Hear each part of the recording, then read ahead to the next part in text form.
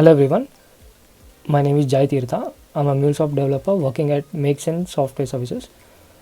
Today let us go through the Bulk API provided by the Salesforce and its integration with the MuleSoft.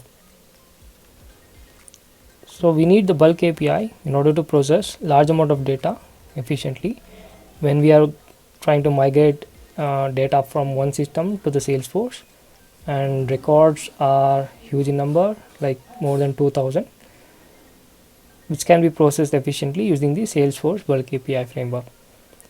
All the basic operations such as insert, update, delete, upsert can be performed using the Salesforce Bulk API.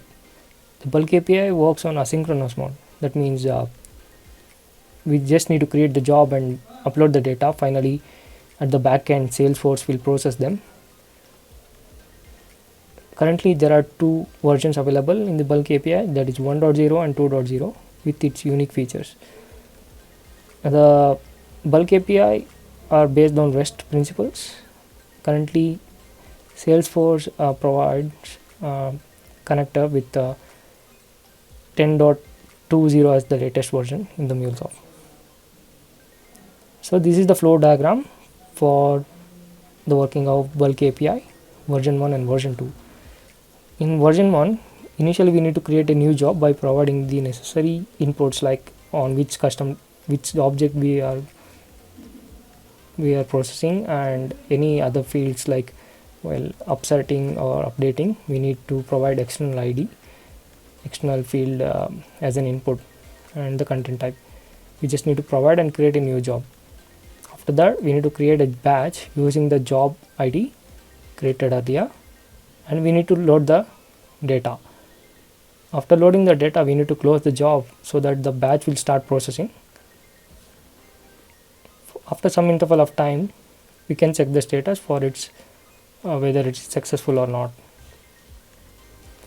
In version 2, although the steps behind it are similar to the version 1, the Salesforce V2 connector does all the process in a single connector itself, like creating a new job and loading the data and setting the job state after uploading the data to upload complete. All these three stages will be done by a single connector in MuleSoft, whereas in V1 we have individual connectors to create a job, create a batch, and close the job. So this is the connector diagram in the MuleSoft. Like I mentioned earlier, in V1 we have separate individual connectors to create the job, create the batch, and close the job. And V2 we have a single connector which does all these operations within. So let us go with the one demonstration where I will show how the V1 version 1 Bulk API works. Let me run the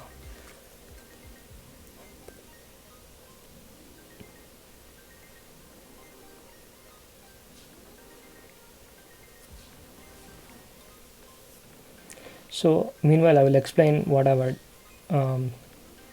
have done in the flow. So as I said, we need to initially create the job by providing the input such as on which data. I have created a custom object, that is department. That's why I am providing this value as the department, which has its field name as department C, which we can see through this. The type is department C along with the actual field value, and the operation is upsert.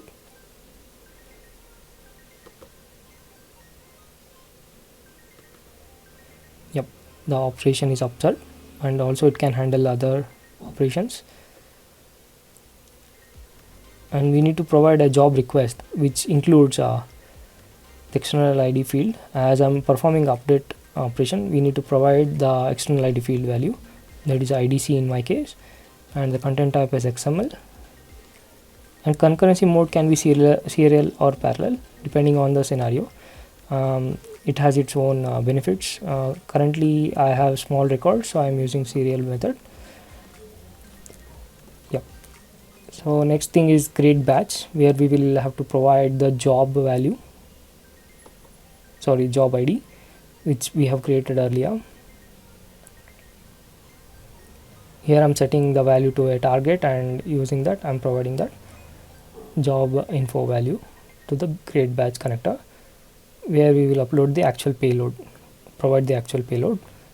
It will upload the data to Salesforce. Finally, we have to close the job using the job ID. Same job ID remains. Yeah, that's all. Let's go with the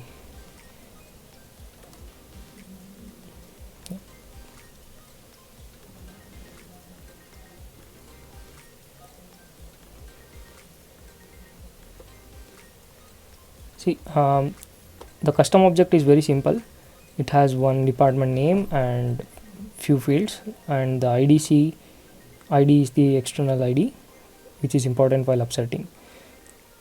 And currently we have few records already present that I'm going to delete it now, so that while demonstrating it will be easier for us.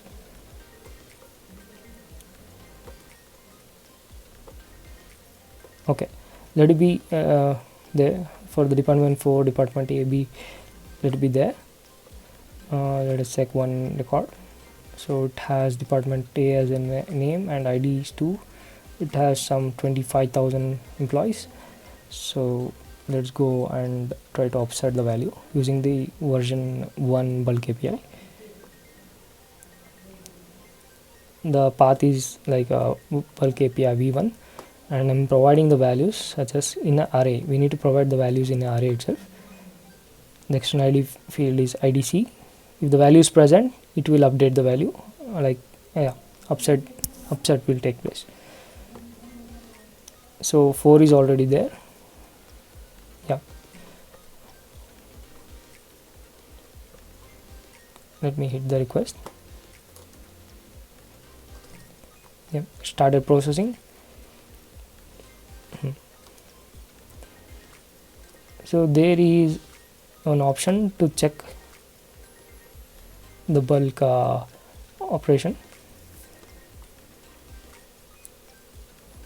Let me refresh it. Yeah, it's refreshing itself. Okay.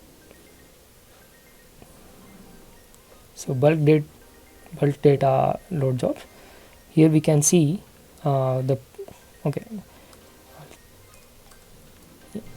in this current response, this is the latest response, and we can just check the value of that in the Salesforce.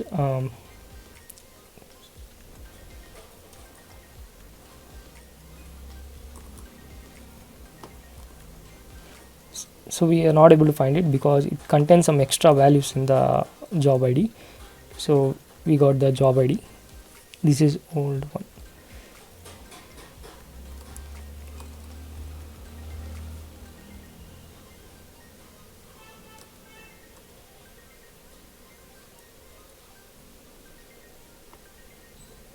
Yeah, so we have to get the latest ID.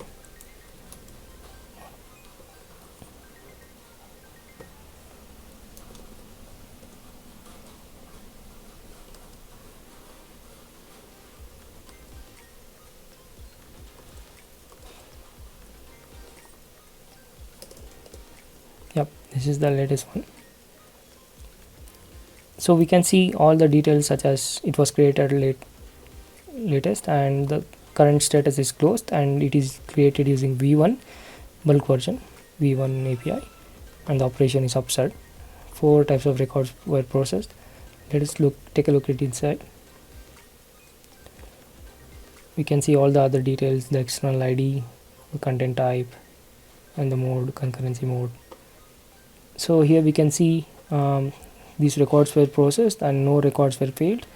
Now the status is completed. That means batch was processed successfully. We can also check the result. It was true, that means it was created. False, that means it was updated because it was already present. So all these values are false because only updation took place. The first one only it was created a new value. So initially it was department 4, department A and department B. Let me refresh it. See, we got a new department record, department A, department B, department C. Let's take a look at it. It was inserted as a new record. So let me go and change few things, like department 255 values are there.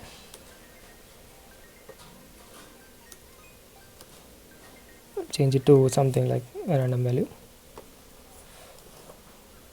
something to 2138. I'll hit the request.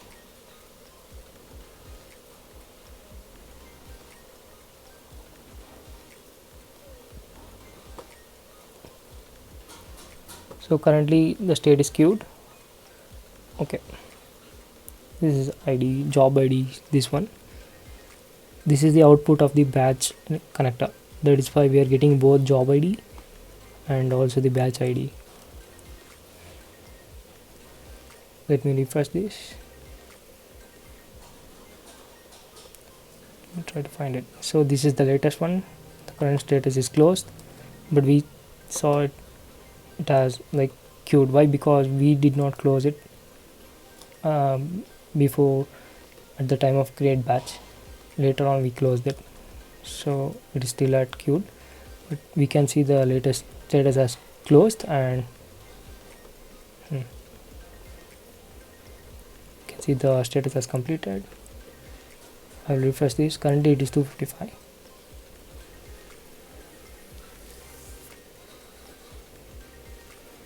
Yeah, it has been updated and it won't create a new one.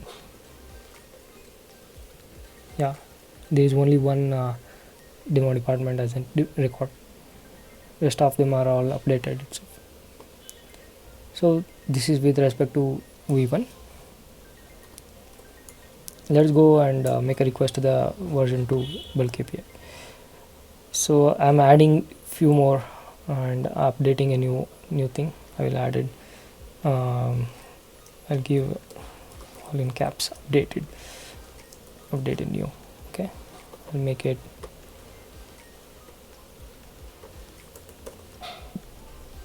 okay department. Okay, initially here there is no value with department percentage and or department 4 with updated new. So let me make a request for the bulk API version 2.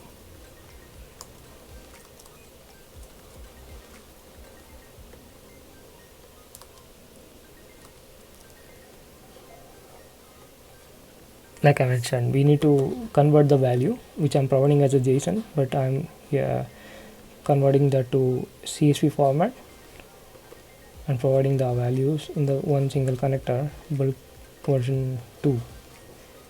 Yeah, the operation is upsert and delimiter is comma by default. External ID is the value which we need to update, will be used as an external ID, and the custom object which we are operating on.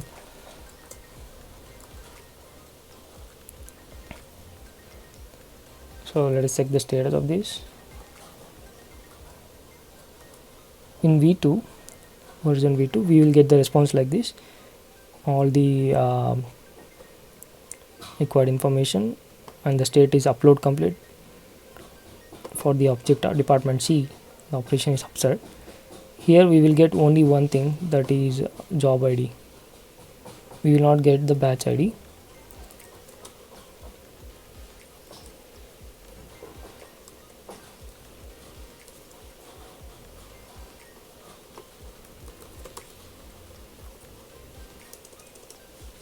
This is the one. So the job status is currently completed.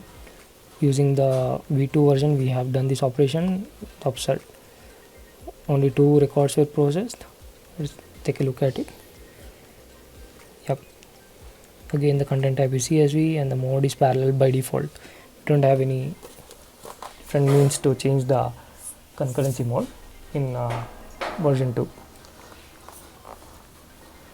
Here we can see both the values are completed.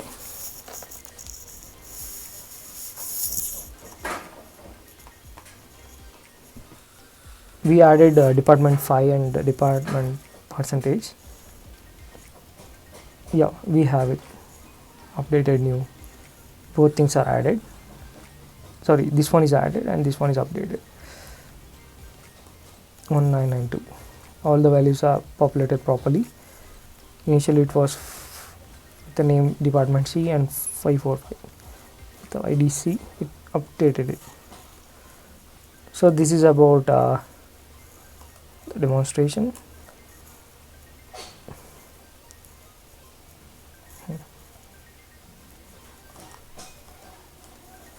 So let's go ahead, and we can see there are few differences present in the V1 and the V2, which can be as follows. The V1 takes content type JSON, XML and CSV as input content type, whereas V2 by default it will take only CSV format itself.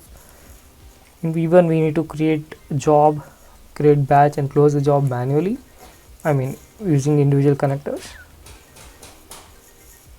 whereas the V2 will perform all these operations in a single connector by its own. In the V1 we can access both job ID and batch ID are available. We can get that in the response, but in V2 we can only have the job ID, the response. These are a few minor differences. So next let us go through the different statuses the job will go through while performing the bulk operation. We have different set of terms for the version 1 and version 2. Under version 1 we have open, closed, aborted and failed. Let's go with the first one, that is open. When we create a new job, the status will be open. At this time it is ready to accept new set of records. After closing the job, the status will go to closed. At this time it will not accept any new values and we cannot edit or save. The batch will start processing at this time. There are certain situations where we can abort the job. At that time the status will go to aborted, and due to unexpected reasons like internal server error, the job can also go to failed state. So under V2 we have again open, that is it is ready to accept new values, and after completing the upload of data we have to move the job status to upload complete. Finally it will start processing the batch, and after completion of the batch process the status will be job complete. Again there are some scenarios where the job status can go to failed due to unexpected reasons, like if you have provided some unsupported input data or internal server error, and again we can abort the job. At the time the status will go to aborted state. So at the time of using CSV as input data for the bulk job, mostly in the case of version 2, we need to consider a few things. Let me just walk through that. Okay, so let us focus on the CSV part. In case if we need to provide or else if you are doing an upsert operation, at the time if you want to remove a field from you want to make a field as null, or else you have to remove the value from the field, we cannot provide the null here. Yeah, here it is showing as a blank space, but the CSV will not process it. The bulk API will not process it. That means no action will be taken on this particular field. That means it will be left as it is. If there is a value like 7 initially, and if you want to remove that value, and if you provide null, no operation will be taken place. That means no update will happen on that particular field. So at that time we need to go with hash NA. We need to provide that under the string, sorry, double quotes, hash, and if you provide it like this, it will remove the value while doing the update operation. And the next thing is we need to be careful about the uh, characters such as comma. Okay, by default the CSV value or else the delimiter value will be considered as comma. So at the time we need to be careful, we need to provide the string within the double quotes so that it will add the escape character. That's one thing. Yep. So let us go through the final part, that is let us walk through the documentation provided by the MuleSoft for the connectors which we have used in the demo. So this is the official site provided by the MuleSoft for the Salesforce connectors. And yeah, let's go with the version 2 first. Yep, these are the operation it can handle as mentioned here as insert, update, delete and the rest. And we can see the column delimiter of CSV data is comma by default, and external ID field in case of we are updating or upsetting the data, and the rest of the things as mentioned. So let's go with the version 1, that is create job. In create job again it can handle all these mentioned operations: insert, upset, update, delete and the rest. So in V1 as mentioned we need to provide some other data. Okay,